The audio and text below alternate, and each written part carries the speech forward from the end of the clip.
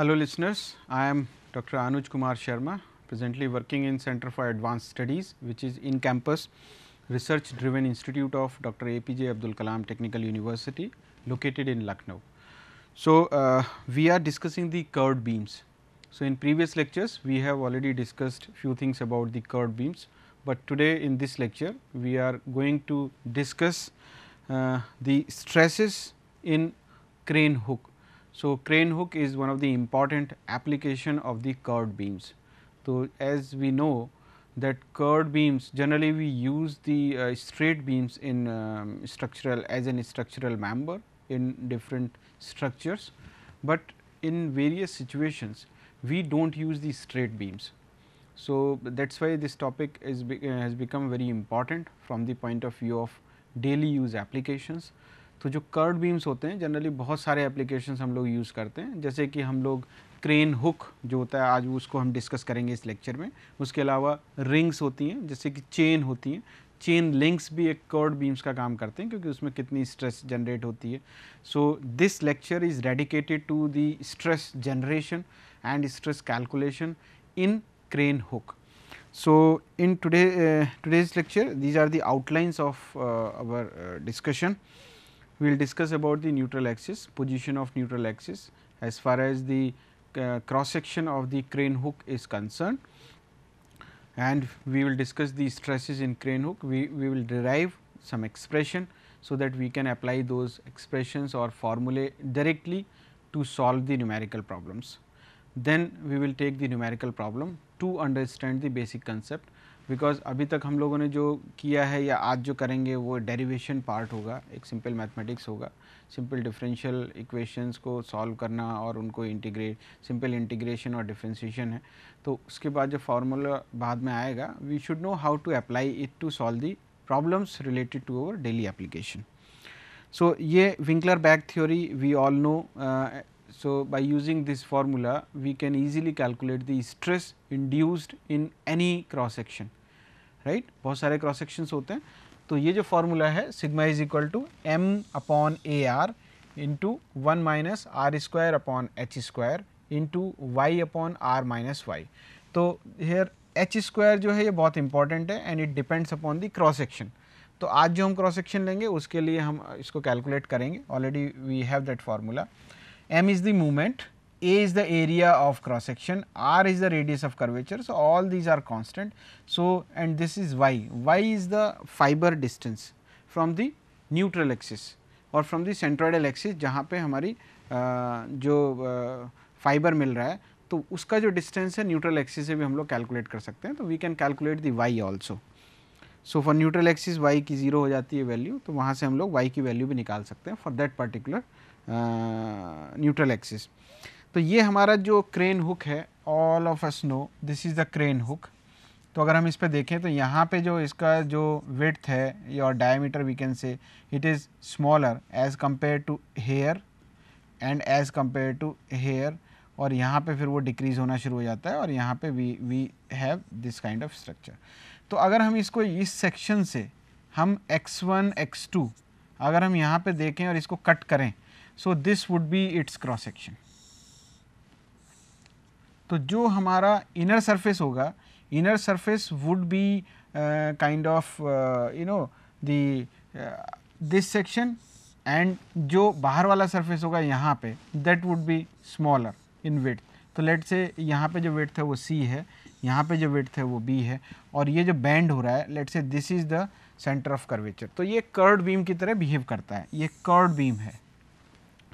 तो उसके लिए जो रेडियस ऑफ कर्वेचर है वो अगर हम दिया हुआ है उसने R, तो उसके हिसाब से अगर हम यहाँ पे इसके जो एच स्क्वायर की वैल्यू हम ऑलरेडी डिराइव कर चुके हैं प्रीवियस लेक्चर्स में, तो यहाँ पे हमको क्या चाहिए एच स्क्वायर. तो if you put this H square, so R Q upon A C log R plus D two क्या है वो सारी वैल्यूज इसमें दी हुई हैं.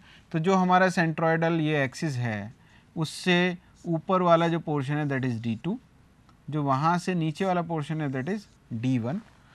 तो अगर वो सब चीज़ें यहाँ पे हम रखें तो this is the standard formula and we must remember this formula. We don't have any option, otherwise we should know how to derive it. या तो ड्राइव करना आना चाहिए या we have to remember this formula, because driving will take some time. So, it is better to remember this formula, so that we can apply this formula directly to solve the numerical problems, where A, D2 and D1 we can easily calculate like this.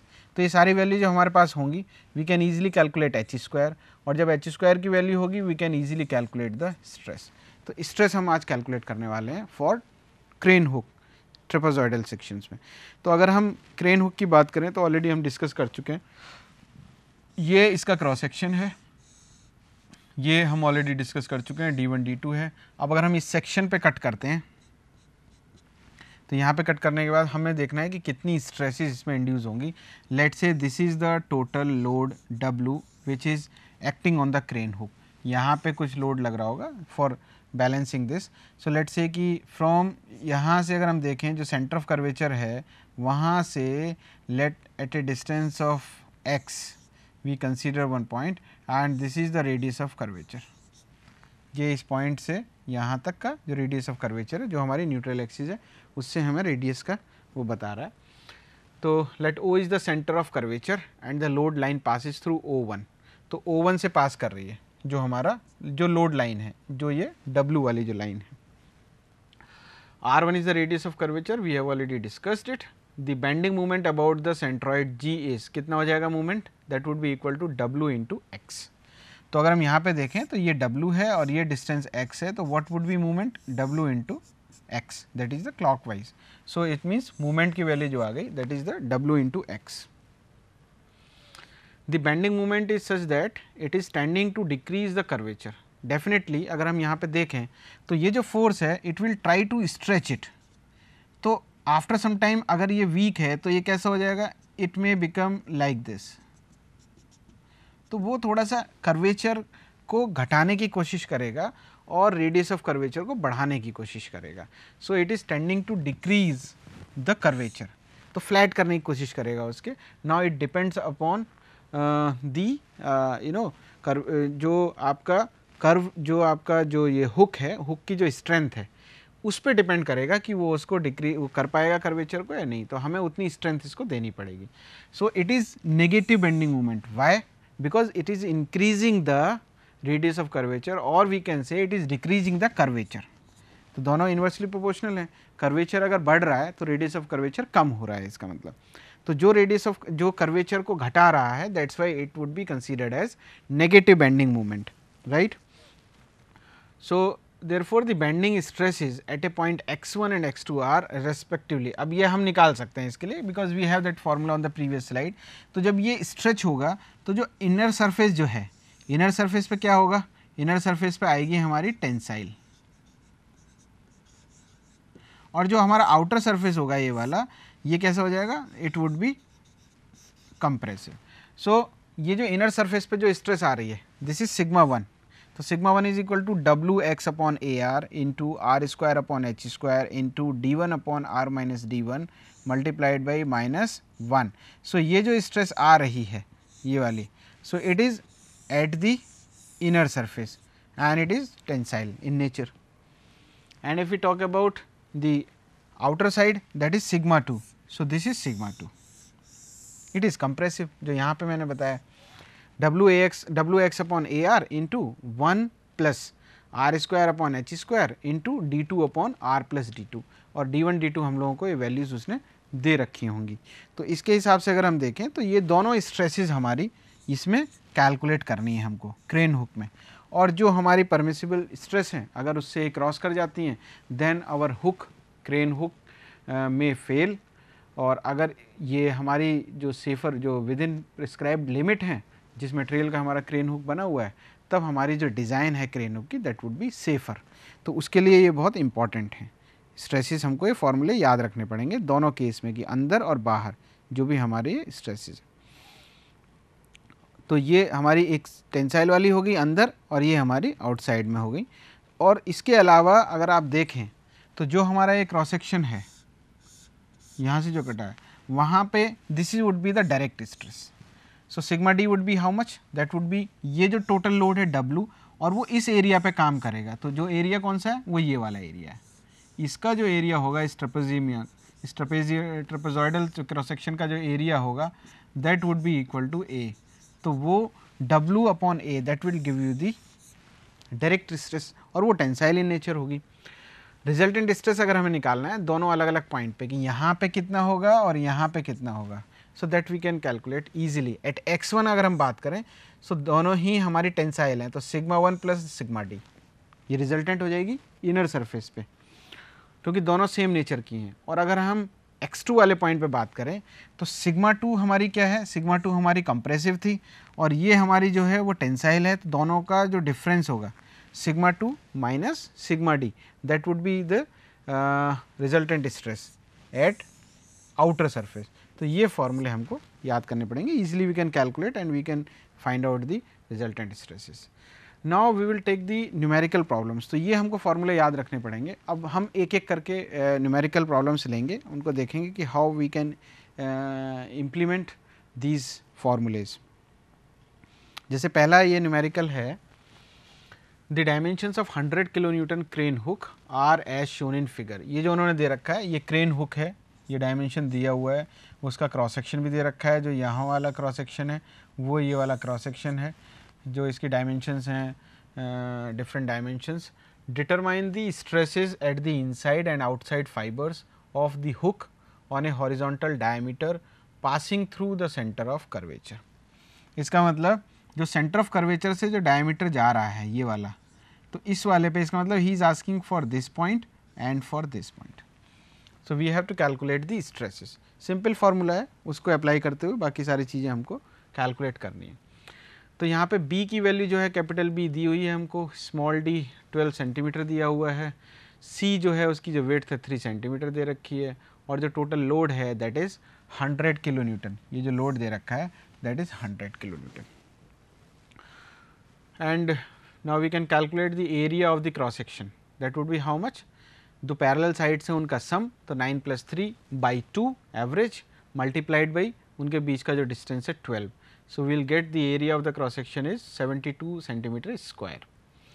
Then we can easily calculate the d1, d2. ये standard formula है, we can easily remember this for a trapezoid. तो d1 is equal to d/3 into b plus 2c upon b plus c. तो यहाँ पे जब हम value रखेंगे तो we will get d1 is equal to 5 centimetre. तो ये हमारी जो वैल्यूज़ आ रही हैं कैलकुलेट होके सिंपल स्टैंडर्ड फार्मूला बेस्ड है और इसी प्रोटोकॉल पे हमको चलना है.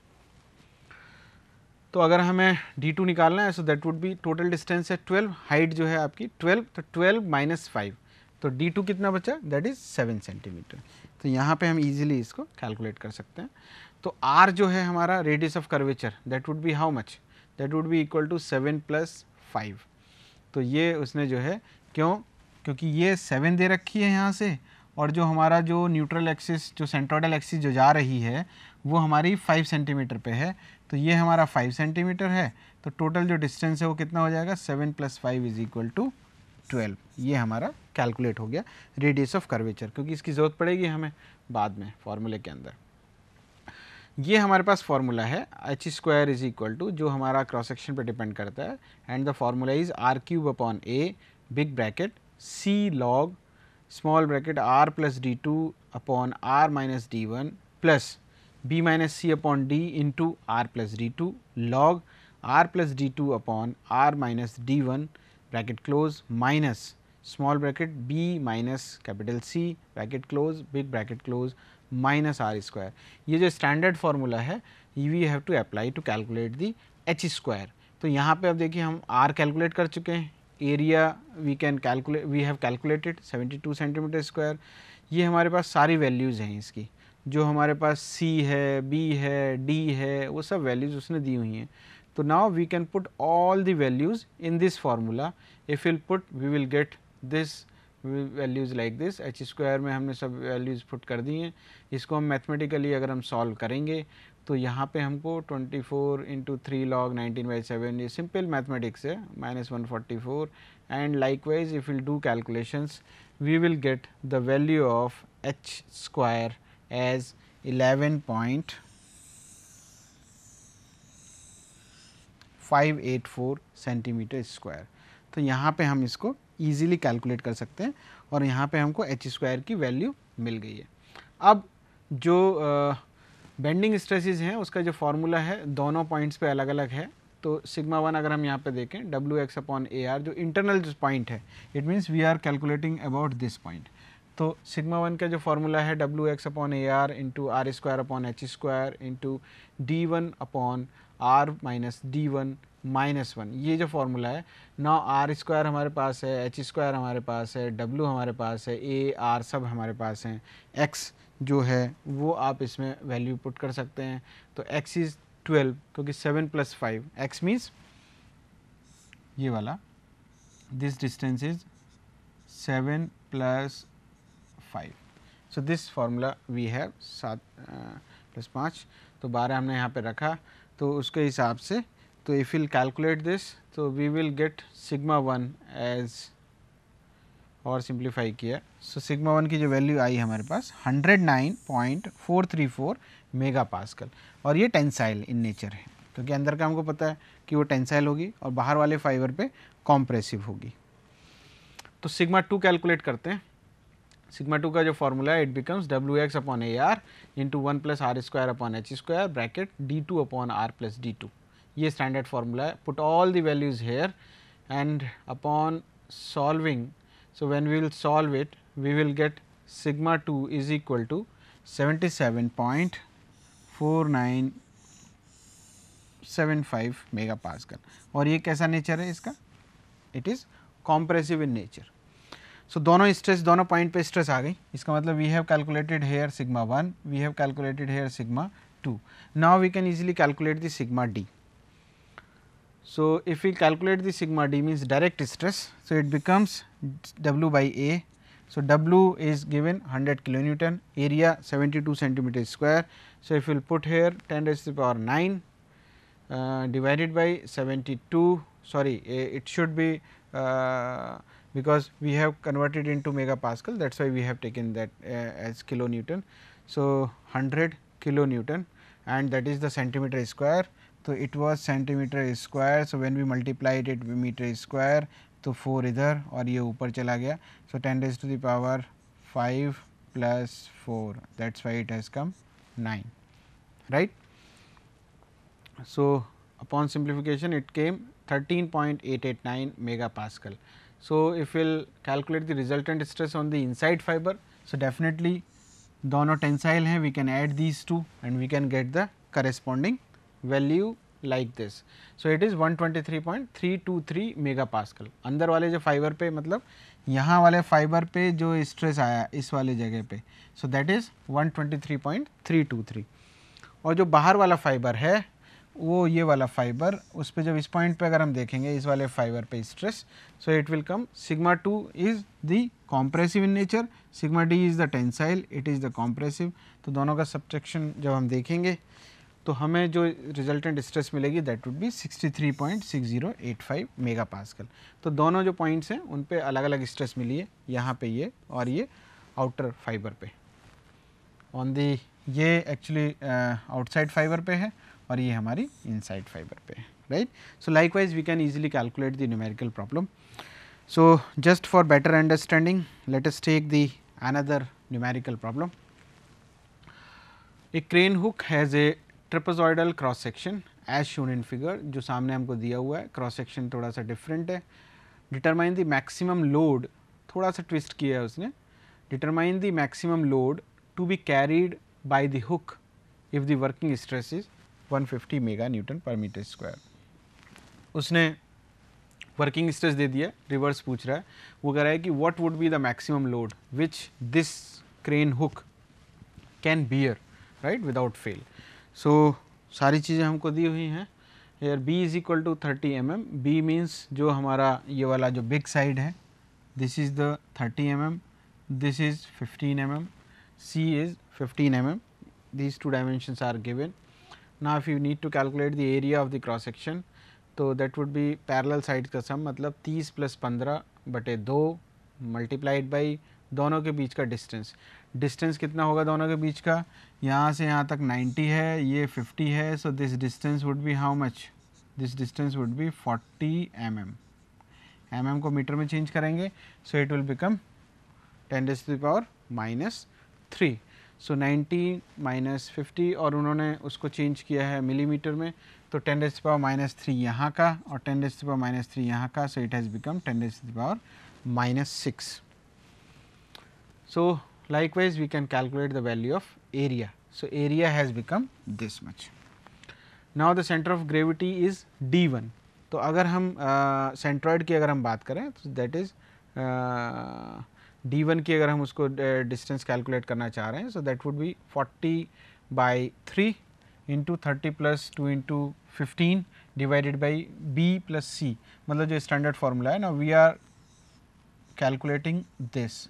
So, this is a standard formula. So, D1 center of gravity means why they have written, because center of gravity means we are calculating this centroidal point for this trapezoidal section. So, likewise this is the standard formula. So, here we can easily calculate 17.78. तो इसका मतलब ये जो distance है that is 17.78 mm. This is the D1. तो अगर हम total निकालना है तो 40 में से इसको घटा दीजिए, we will get D2. So D2 is equal to 40 minus 17.78. तो यहाँ पे अगर हम रेडियस ऑफ कर्वेचर अगर हमें निकालना है तो रेडियस ऑफ कर्वेचर मतलब जो सेंट्रोइडल एक्सिस जो हमारा जो फाइबर है वो कितनी दूरी पे है, 50 उधर से, सो यहाँ से यहाँ तक 50 और प्लस ये D1, तो वो ऐड कर लीजिए. So it has come 67.78 millimetre. तो ये हमारे पास स्टैंडर्ड फार्मूला है h² का. हमें h² निकालना है, then only we can calculate the resultant stress. तो अगर हम h² देखें तो ये जो फार्मूला है इसमें हमें वैल्यूज़ पुट करनी है. r³ r की वैल्यू हमारे पास है, c already we have been given, r हम लोगों ने कैलकुलेट कर लिया है, d1 d2 हम लोगों ने कैलकुलेट कर लिया है. उसके अलावा ये सारी वैल्यू जब इसमें पुट करेंगे and upon simplification we will get the value of h² upon simplification और सिंप्लीफाई करेंगे तो we will get h² as 130.365 into 10⁻⁻6 metre square. तो यहाँ से h² की वैल्यू हमारी ये कैलकुलेट होके आ गई है. अब हमें सिग्मा 1 सिग्मा 2 कैलकुलेट करना है, तो उसके लिए the stress is maximum on the inner surface of the hook where bending stress is bending stress अगर हम कैलकुलेट करें सिग्मा 1 जो इनर सरफेस पे ज़्यादा होती है, क्योंकि टेंसाइल दोनों ऐड हो जाती हैं. जो हमारा जो इनर सरफेस है उस पर दोनों टेंसाइल होती हैं, मतलब सिग्मा डी भी टेंसाइल है और सिग्मा 1 भी टेंसाइल है, इसलिए. और जो बाहर वाला सरफेस है उस पर थोड़ा कम रहती है. तो जब उसने मैक्सिमम की जो लिमिट दे रखी है उसको हम कहाँ से कंपेयर करेंगे, इनर फाइबर पे ही कंपेयर करते हैं, क्योंकि इनर फाइबर पे ज़्यादा चांसेस होते हैं कि फेल हो. जो फेल होगा वो इनर फाइबर से ही फेल होगा. तो for inner fibre sigma 1 is equal to W/A into r²/h² bracket start D1 upon r minus D1 into -1. So ये जो स्टैंडर्ड फार्मूला है यहाँ से हम कैलकुलेट करते हैं कि सिग्मा 1 कितना है. So that would be W is not given to us. So W it means this is, let's say this is P means W. तो यहाँ पे we will get one expression in the form of W. तो इसको जब हम simplify करेंगे we will get sigma 1 is equal to 12.813 into W. तो ये जो हमारा फॉर्मूला आया इसको अब now stress is given to अस, वो स्ट्रेस हमको दे रखी है सिग्मा D, डायरेक्ट भी स्ट्रेस निकाल लेते हैं हम लोग पहले. तो W/A एरिया इज दिस. इसका एरिया अगर हम कैलकुलेट कर लें तो इसका एरिया का सीधे सीधे फार्मूला है. तो एरिया क्या होता है कि 30 plus 15 divided by 2 multiplied by दोनों के बीच का जो डिस्टेंस है 40, और इसको सिंप्लीफाई करेंगे यूनिट में, we will get the area. तो sigma D is equal to W/A. तो दोनों स्ट्रेसेस आ गई, ये भी टेंसाइल है और ये भी टेंसाइल है. दोनों को अगर हम ऐड करेंगे then we will get the final value of this. Sigma D की ये वैल्यू आई, दोनों को ऐड कर दीजिए तो ये रिजल्टेंट स्ट्रेस आ गई. अब जो रिजल्टेंट स्ट्रेस है that should not cross the permissible value of stress, and we have been given this 150 megapascal is given to us. Now, if we will solve this expression we will get the value of W.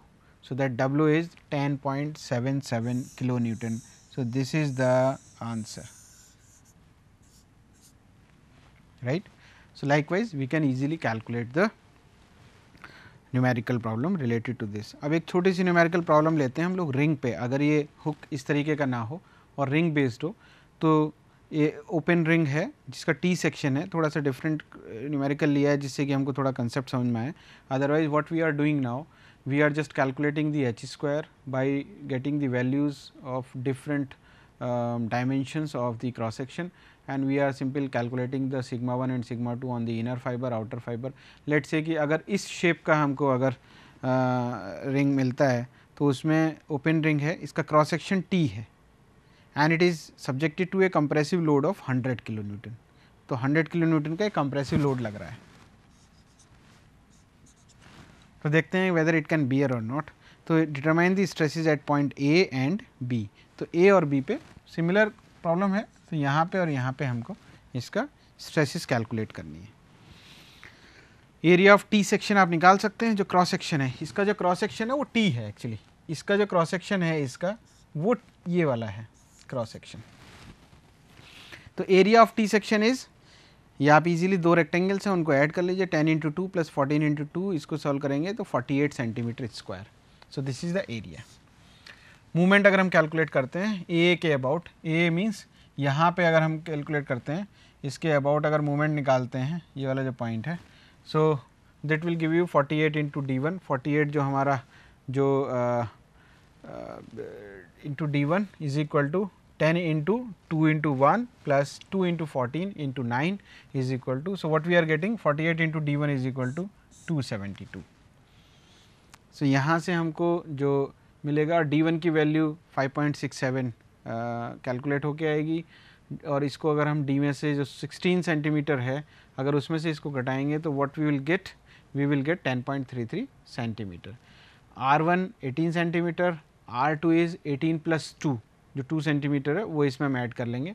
जो ये वाला cross section का जो 2 centimetre है वो यहाँ पे जो है उसको हम ऐड कर सकते हैं.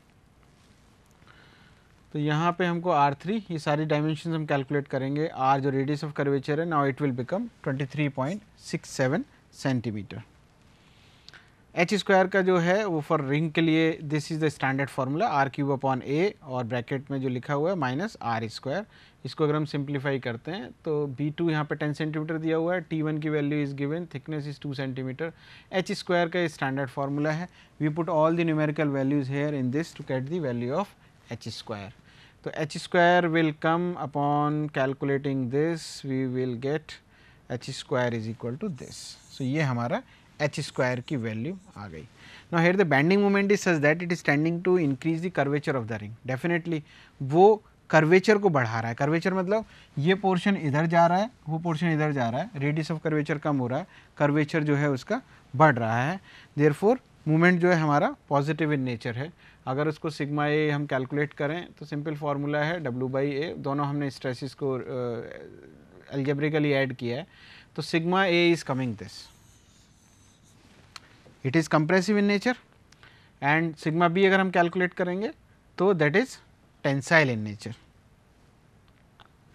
सो it is 147.578 megapascal nature. So likewise we can calculate the stresses on the strings.